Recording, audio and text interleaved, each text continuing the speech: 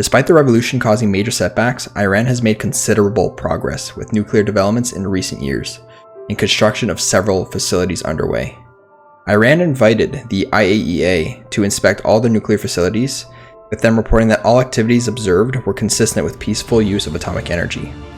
However, in 1995, an undisclosed nuclear facility was spotted by a US spy satellite.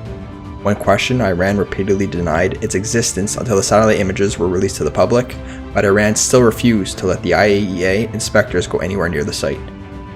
In efforts to catch Iran off guard from the predictable pattern of the spy satellites, an SR-71 was sent to conduct multiple passes over the facility in early 1996. Activity observed at the site was consistent with the construction of facilities dedicated to the production of weapon-grade uranium. Soon after this, the UN issued a warning to Iran to cease the construction of the facility. Of course, these warnings were ignored. By this point, it's been clear that Iran has violated the agreements and was building a facility that could produce weapon-grade nuclear material. An emergency, albeit secret, UN Security Council meeting was held in early 1998, where it was determined that the construction of the now nearly complete facility should be stopped at once through military force, due to the lack of Iran's cooperation. The USS John C. Stennis Task Force, currently deployed in the Persian Gulf, has been tasked with executing the UN's resolution. The USS Stennis will launch 2 F-18s from the Gulf of Oman to destroy the facility. Today's task will be to infiltrate Iranian airspace without being detected, strike the nuclear facility, and get the hell out of there.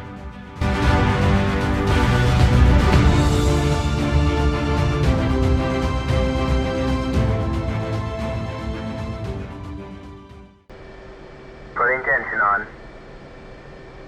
Okay, sir, I need you to go ahead and tap the brakes and check flaps and stabs.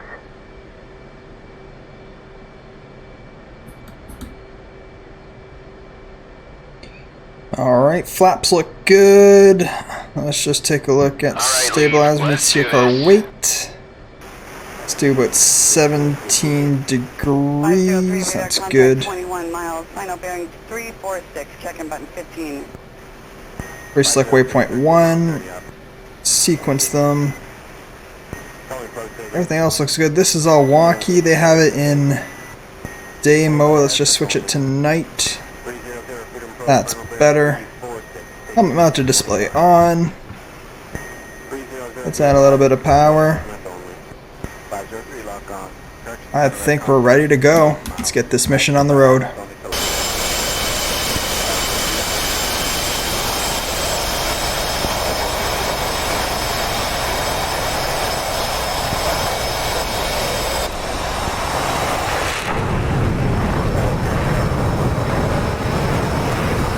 Gear up. Flaps up. Let's head to 1.1. 6, focus. We're showing all clear on your ingress path. Do not exceed 200 feet until you reach steer point 1. Otherwise, you'll be detected and the mission will be a failure. Radio silence will be maintained unless we detect enemy aircraft approaching. Focus out. Alright, let's get below 200. Now help us, we're going to use some autopilot, and we're going to switch a couple things. So right now it's about, we're at 130. Let's make sure we're not at radar, we're at radar and not barometric altitude. There we go. Let's be about autopilot, radar altitude, 150 is perfect. We should be set at that altitude. 160 is fine if that's what it ends up being.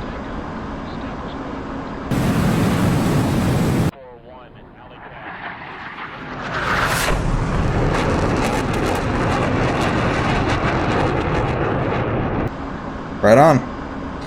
Let's make sure all systems are a go. Let's just turn on our RWR and our countermeasures on as well.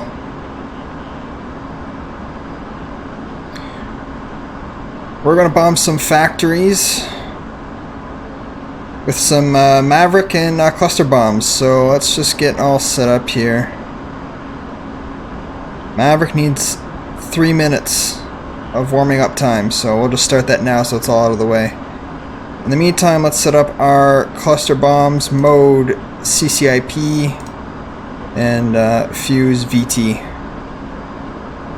Can't use it now, but that's fine. That's not what we're trying to do. Eventually, we'll get a picture here just after the 3-minute timer. Let's also turn our data link on.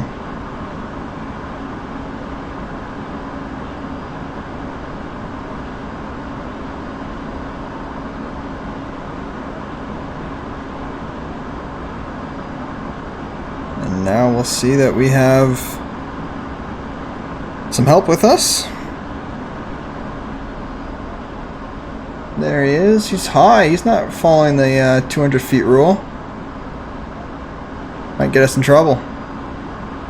That's alright. On board today,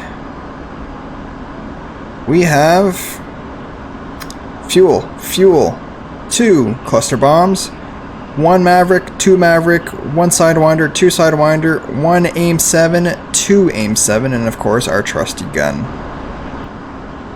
And we're about to get picture. There we go. And we see something here. Looks like should be a boat of some sort, probably a sailboat. Alright, so we just turned into waypoint 2. And if we go to our RWR screen, we can see that there is a some sort of SAM site over to our left, which is why we're still hanging down low.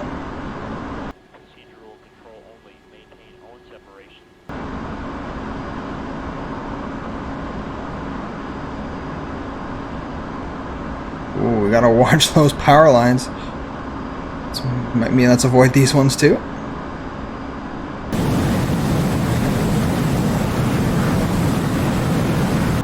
And keep in mind that this outer ring doesn't mean that how far they are. It's basically an assessment on how much of a threat they are. So further out from the center, obviously less of a threat. Alright, so we're getting close to waypoint, into waypoint 2, and we'll turn into waypoint 3, which should be our target.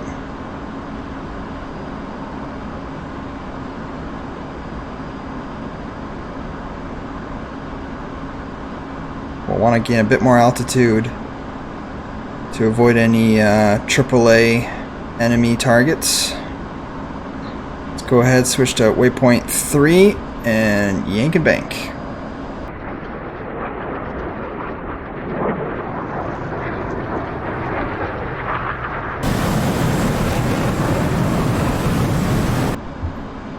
Alright, and let's start to climb. To use our Maverick, we're going to want to go uncaged, as shown in the top right corner. And if we hold down the TDC slew switch, and then we can then move our bore sight, basically, and then try and lock onto a target. As soon as we deselect, or depress, excuse me, the TDC switch, then it just falls into place. If we cage, it's just going to look straight ahead.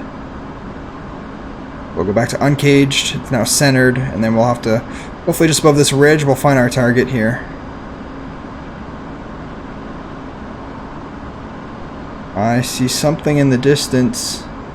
Those look like them. So, it'll help if we can just point towards it. Uncage.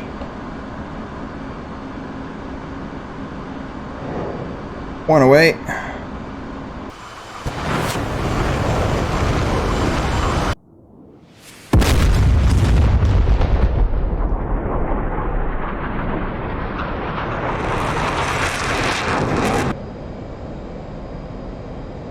Yeah, there's definitely some artillery there. Get ready for our second pass. We're just out of its range, I believe. Anything lethal, anyway.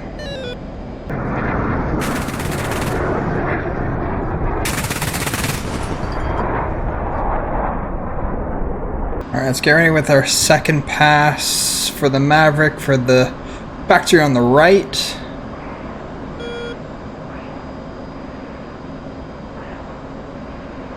Giving ourselves as much room as possible.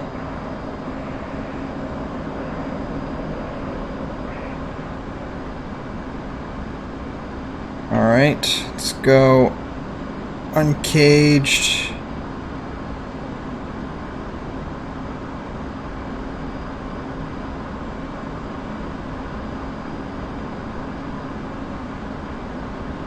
Losing 6. Maverick away. Group, Bra 160 for 70 at 20,000 hot. Looks like there's some bogeys responding. Losing 6, focus, on that group, wrong one. Looks like we hit the second factory. Perfect, so let's get ready for the cluster bombs. And then see if we have to intercept or we can RTB those, or those enemies get in our way. Losing 6, contact group, type 5, hostile. They've cut off your egress path. Ready 5 is unable to intercept. You are weapons free. Okay. Good to know.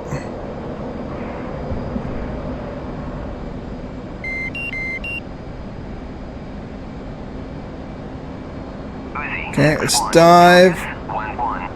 Bombs away.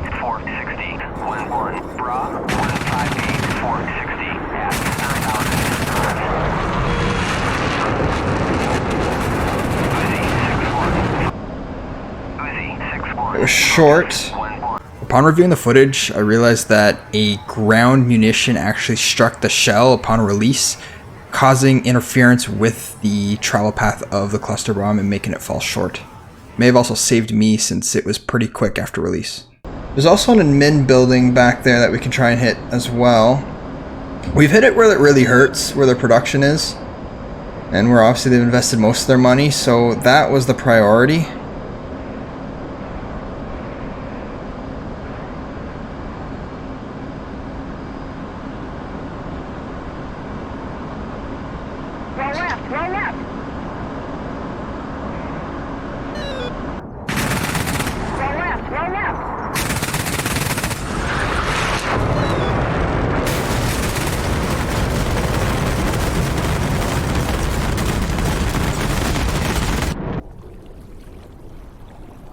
There we go, that time we hit the silos. So I think that's good for today. Lots of damage over there, obviously, some good fireballs.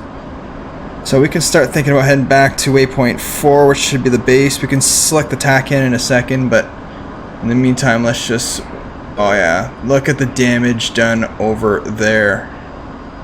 I'm happy with that, that's a good day's work. So let's switch to air just so that we're prepared. I think they were closer to 70 miles out, I believe. Switch to our aim 7s for now, and just start working our way up.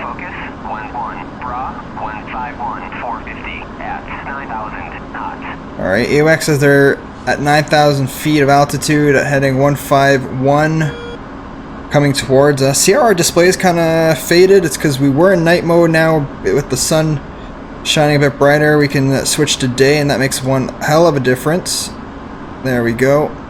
We're heading back to base, but they're coming. They're only 50 miles out, so I think that might be a problem. Well, let's go and get ourselves ready here to intercept. We'll just correct our heading to 151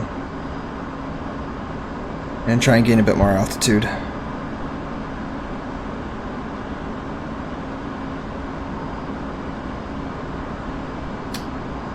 Oh, there we go. We have 2 hits there on our radar straight ahead.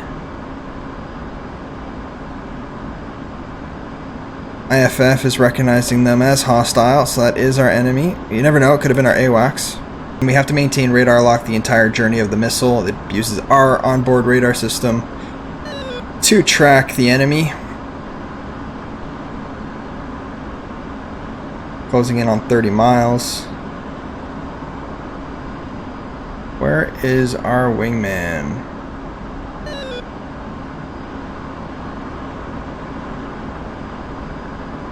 Not sure I saw him. So basically when we're going to shoot is when... Let me just zoom in here. We can shoot when this pip is between our maximum effective range and our minimum... our minimum range. And this zone is basically the no escape zone. Is how we can look at it. Now, actually zooming in, I see one dot here, and I think I see another one here. So, we're just getting ready here. Getting ready to shoot our missile. And I'm going to tell my wingman to engage here. Flight, engage. Bandits. Flight, engage bandits. We're within range. 2,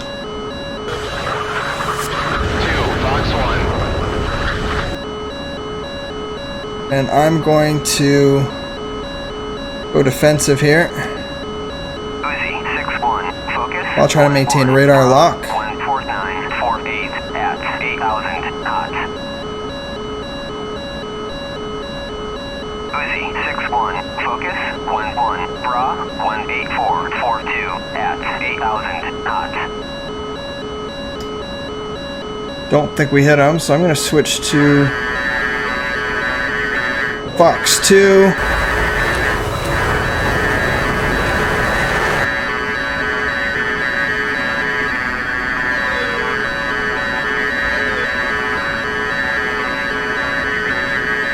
Why hasn't that hit yet? He's not even flaring. There we go. Uzi 6-1, splash. 1-1, bra. 30. Lee just took a hit. At 3,500 cold. Where is he?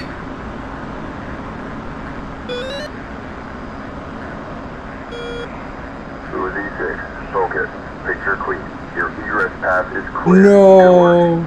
Uzi 6-1, focus. 1-1, pop-up group. 33343 at 2,500 cold.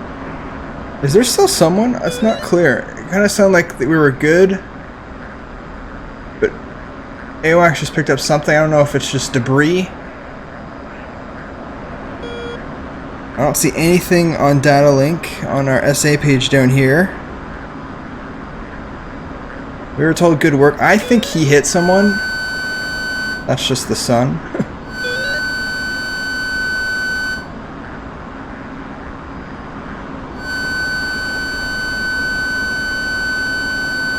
Sorry, let's just turn that off for now. Okay, I think we are good to RTB. We lost our wingman. That's really unfortunate. Hopefully he's still alive. We can just do a recovery mission.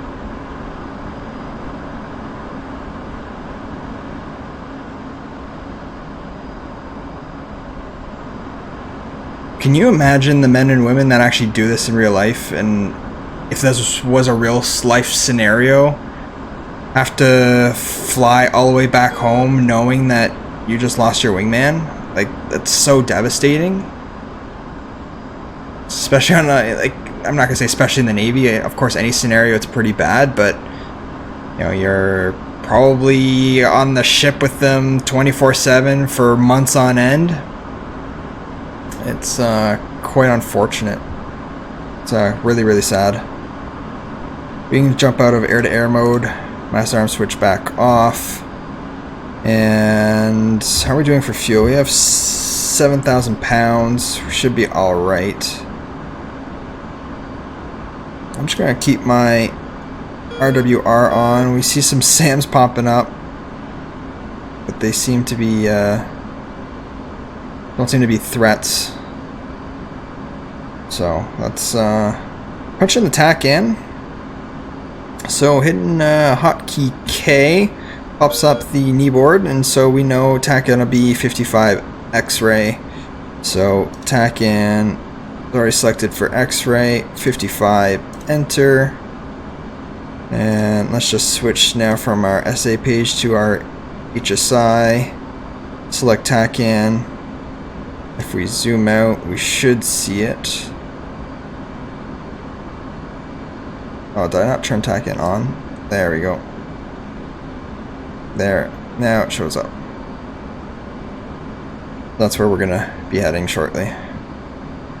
It's a really intense mission. I hope you guys liked it. It was quite spicy for a good period of time. Using the Maverick, different bombs than I've used so far on the channel. It's a bit finicky, and it can be, but it can be very, very effective. Obviously, it's self-propelled and can lock onto some targets much further and from a much safer distance than the free-falling bombs can.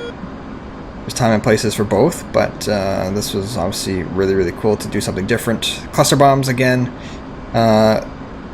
was something just like kind of an added bonus. Missed the first shot, but made the use of the second one, which was excellent. Unfortunately, we lost a wingman.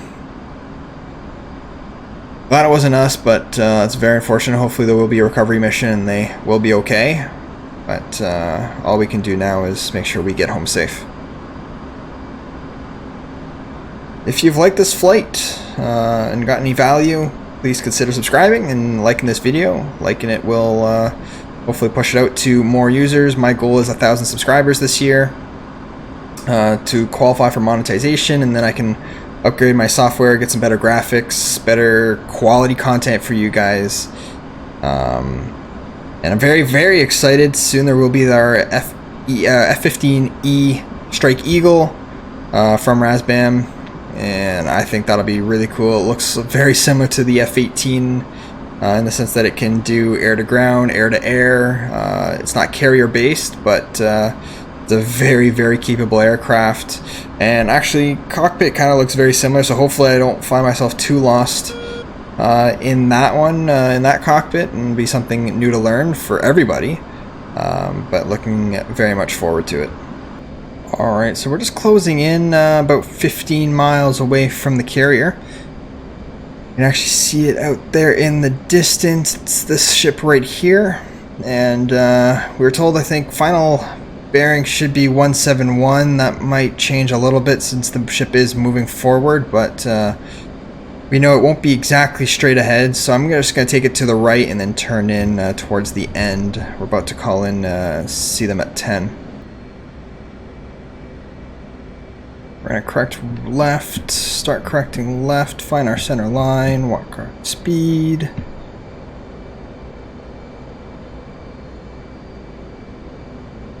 Three-quarter mile, call the ball. You're a little fast. You're a little low. Well, I can solve both those problems, but now they don't want me flaring. In close.